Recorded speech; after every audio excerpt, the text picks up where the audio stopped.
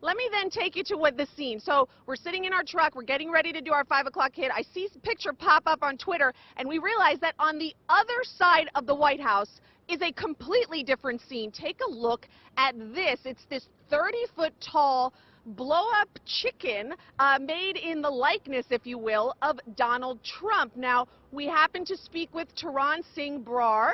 He is a documentary filmmaker and an organizer behind this Chicken Don. That's what he's calling it. And you know, when I first heard the name, I wasn't really sure what he was getting at, but he basically said it's named in the likeness of the names that Donald Trump used, like Little Marco and Lion Ted. So he's calling this Chicken Don, referencing Donald Trump. Now, it is 30 feet tall. He did get permission from the Secret Service and the Park Service to put this there. He says he's had this idea back in March to bring this chicken. You may have seen them in other parts of the country, but to bring this 30-foot tall one to D.C.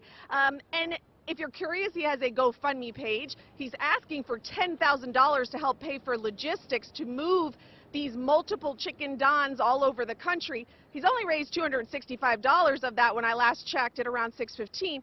But here he is talking about his message and mission and why he says it's important.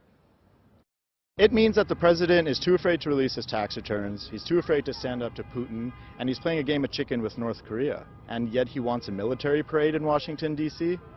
It seems kind of bizarre and signs of a weak and insecure leader. And what they say is that an image speaks 1,000 words.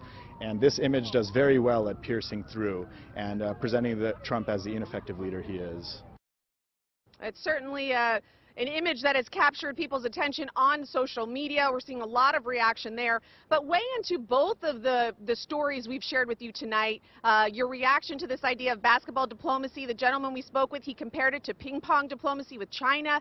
And then, of course, this effort to use this image of Donald Trump in this likeness, if you will, with this chicken, and how that helps spread a message, or does it hurt? Back to you, Jim and Sean. All right, Ronica, thank you.